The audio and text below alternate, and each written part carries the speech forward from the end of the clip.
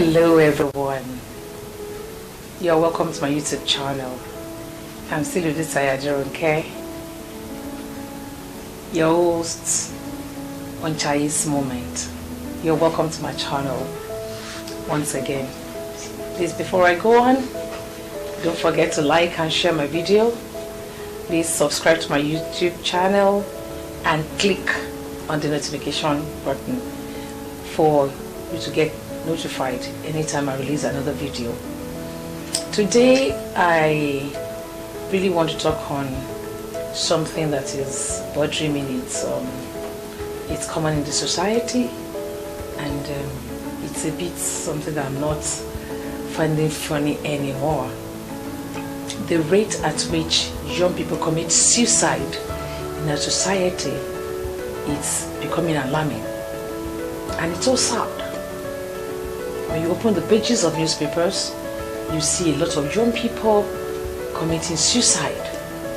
And that brings me to what I want to talk about today. I titled it Depression, Trigger for Suicide. Depression, a trigger for suicide.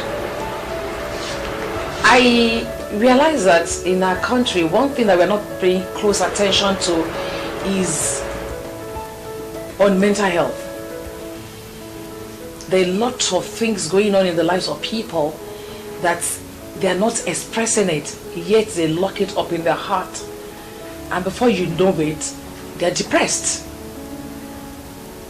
Will you not be shocked or be in shock if I tell you that I've seen young people as low as 12-15-year-old girls telling me they're depressed? And the reason is just something so weird. I told you I have a lot of experiences I'd like to share with you.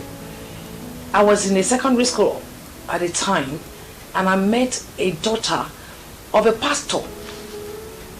The father was a popular man of God. And while I finished my business in the school to talk to the students, and I waited in somewhere for those of them who need counseling and all that I need to talk to, this lady walks up to me. At that time she was 15 years old, and she told me, you know what, I'm depressed. And I wonder, what do you know about depression? I said, I'm just depressed. I said, why? How did you know you are depressed? She said, because I'm not enjoying what I'm doing anymore. I don't like going to the classes anymore. I just don't enjoy everything that I've loved doing before. I'm just tired. And I said, so what's the reason for your depression? He said, because she had a crush on a boy in that same school, SS1 student, and that boy had to go and toast another girl in her class. Can you beat that? So I had to start counseling and all that. Where I'm going is, depression has to do with our thoughts, and there's so many things that happens in the life of a lot of people. Like I said, they don't discuss it. For instance, it could be loss of a loved one, it could be lack of fulfillment, it could be because of their past, it could be because they're even in love. They're in love and the person don't give them attention. It could be marital issues, it could be life issues generally, it could be health issues, it could be health related, it could be because you do business and you're not making money. A lot of people go into depression because they're in debt. A lot of people actually go into depression because somebody disappointed them and they don't have the wherewithal to hold that disappointment. And before you know it, they are depressed. It will be too overwhelming for them to handle, and the next thing they go into depression. Another thing I like to point out here is the fact that a lot of people go into depression, people around them never see the sign at all. Because most of the time we are not even sensitive to even know what people are going through. Everybody minds their business. Even when people make statements, people don't pay close attention to the statements being made by an individual. And it could be at the time that the person is actually very, very down. Depression is a mood disorder. It's actually an health issue. And it has to do with our mood. It has to do with mental health issue. It is a psychiatric case. Depression, as it's called, it has to do with, the thought pattern of an individual, how you can process. A lot of people process a lot of things in the wrong way. And if care is not taken, because it's a mental health issue, it has to do with mood disorder, it can lead to suicidal thoughts and suicidal tendencies. Now, let me talk briefly about the signs, that you will see, or maybe symptoms. Let me say that signs are the things that you see, while symptoms are the things the person feels. It's possible you have somebody around you that has been so excited, loves what she's doing. For instance, let me start by, maybe the person loves going to church, loves singing, listening to music, doing house chores, and suddenly that person, lose interest in those things. So the first thing you look at is attitudinal change. The person will lose interest, lack of interest in what that person loves doing before. That's a sign. A lot of times they lose appetite as well. Loss of appetite. Fatigue, they're just tired. They don't want to do anything. When you see somebody who is actually on his or her own, that withdraws a lot and sleeps a lot, and the person has not been doing that before, honestly, you need to pay attention. The person also might exhibit a trait of, eating too much, bulimia. The person will eat and eat and eat and eat. A lot of them don't even sleep, because when you think they're on the bed sleeping, their mind and the mental, their brain is not sleeping. And so there are a lot of things that they exhibit. They have the physical clue, and also the behavioral clue. Now, another thing you have to know about depression is the fact that, apart from the signs, there are a lot of things that I mentioned that are also involved. Like I said, you have the physical, clue. But you are looking at behavioral clue. Some of them, their behavior also changes. They might decide to isolate themselves. Maybe somebody who likes being with a friend or being with friends, like going to club or go to church, like as mentioned, or just being around people and discuss it. You just realize that they just go very calm. And some people, they're hyper. Some people talk so much, and some people go down. Now, some of the statements that a depressed person can actually make is something like, I'm tired. If somebody says that, you should ask, why are you tired? You should find out why. Another person will say, come, my friend. If you don't see me again, will you miss me? Those are statements of, somebody who is going through depression and has suicidal tendencies. And suicide is taking one's life. Statement like, nobody even loves me. I don't amount to anything in my family. So even if I go, nobody misses me. Statement like that. Statement like, this was sha. This one is not fair. There are statements that people make that we should be sensitive to check them out. Why such statements? But like I said, a lot of people, we are not aware, we are not sensitive. We don't even understand why such statement is being made. We don't pay close attention to those statements. And that is why when somebody goes through depression, a lot of times they don't like discussing their issues. They are more quiet. They want to be alone. We have to find out why they're like that. Cut so that I can go to next. Yes, another thing we need to look at is a depressed person will be overly excited or overly, very irritable. Irritability, they get irritated easily. At something as little as, how are you, good morning? You can't even say good morning. They get irritated and they can react back. And so they are aggressive at times. And then they have this attraction to knives, sharp objects. When you see somebody, this knife is beautiful, and they're just playing with knives, they're playing with, or they're talking about guns. You should be watch out for such an individual.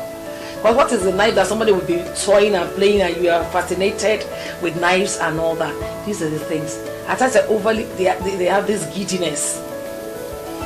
They're irritable. I've said that. And they get irritated easily. They also have this critical attitude. They're overly critical. There's nothing anybody does around them that they like. So they have critical attitude, and they are easily snap at anything. Don't forget, there's so many things that are mentioned along what you know. That see other ones that I cannot talk about here. Now, when this happens, it means that person already is depressed. And if help does not come to time, suicidal tendencies and thoughts will come in. Let's talk about, statement like, oh, these are suicidal statements. Oh, I wish I'm dead. And you're wondering, oh, this life is not even worth it. After all, everybody will die one day. When you see people making such statements, or say, oh, what's this life about? Nobody loves me and I don't love anybody. You have to pay attention to it. I've said that. Now, when all these things happened, like I said, I've seen through the pages of newspapers, people taking their lives. In fact, there was one that I read. That was last year. The brother, a Christian. And I'm still going to do a video on depression in the Christian family. This one is general. Because there's what the Bible says about a depressed soul. And that was how David said, when my heart is overwhelmed, Lord, take me to the, ground that is higher than me. That is biblical. I'm still going to do a video on depression in a Christian family and what is the mind of God concerning depression. But for this one is a general, video. Now, this brother that I said, the one I read, was maybe some of you will, but it was a music, director, choir, song in Abuja, and led a praise and worship on a Sunday, took his life on a Tuesday. And I watched a video online where it was saying, my Lord, you are good, my Lord. I was like, so if you can say, my God is good, how come you took your life on Tuesday? There's so many. Look at the one we also read of recent, just wrote something down, and before you know it, took his life. Depression, a trigger for suicide. It is actually a trigger for suicide. How can we help somebody who is in depression? Like I said, depression is a mood disorder, it's an health, issue. It has to do with our thought pattern and how we see issue and when we see life. But let me say something like that was a research that was done sometimes that I was involved in. Even though it's a medical issue, I will encourage that whoever that is depressed, the first thing is to see a medical expert, a psychologist, a psychiatrist, so that it can help that individual. But I know that even with depression, you can actually help an individual with depression, not necessarily putting that person on drugs. And this one has helped me during counseling session with some people who are depressed. I remember I counseled a woman who has depression in pregnancy. She was pregnant and she was not excited about that pregnancy at all. She was not looking forward to the baby. And every woman wants to get pregnant and have a child. And you're counting the number of days and number of months. And you want to see your baby and you're just excited to see the nose, the hand, how beautiful, how handsome your baby will look like. But this woman, came to the clinic and wasn't excited at all. And if they say, oh, do this, I say, for what? Maybe the baby even die. They're not excited. It's better you even feel like taking out this pregnancy. And I started watching. And she'll come to clinic dirty. She won't make her hair, her clothes will be dirty. Another thing you have to look at is for somebody who is depressed, they don't keep clean. Especially if somebody likes looking good and looking, they will just decide not to look clean anymore. So this one comes to clinic, looking dirty, shabbily dressed, the hair is rough, the mouth smells. And so I took my time to counsel, and it was at that point I asked a few questions, a lot of questions, and at the end of the day I was able to deduce from what she told me that she actually had depression in pregnancy. So we started talking. I started talking to her, and I would ask her, sit her in front of me, put pen and paper, tell me what you like doing and all that. Even though it was a 6 months, process, because cancer is an ongoing thing. It's not something you don't want, and you just abandon. So it was for almost about 6 months. I said, okay, what do you like doing and all that. From there, I started, and she already at that time, I've been thinking of even taking her life, but taking the life of the baby first and taking her life.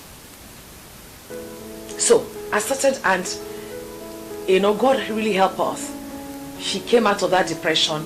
She had a baby after 9 months, and she was expectant at that time. She had a baby and she was excited to see the baby, because for people like that, if care is not taken, she can go and abandon the baby. Those are babies you see on the day. You just abandon the baby or just poison the baby or something. So with depression, there are a lot of things we can do, to help the people that are depressed.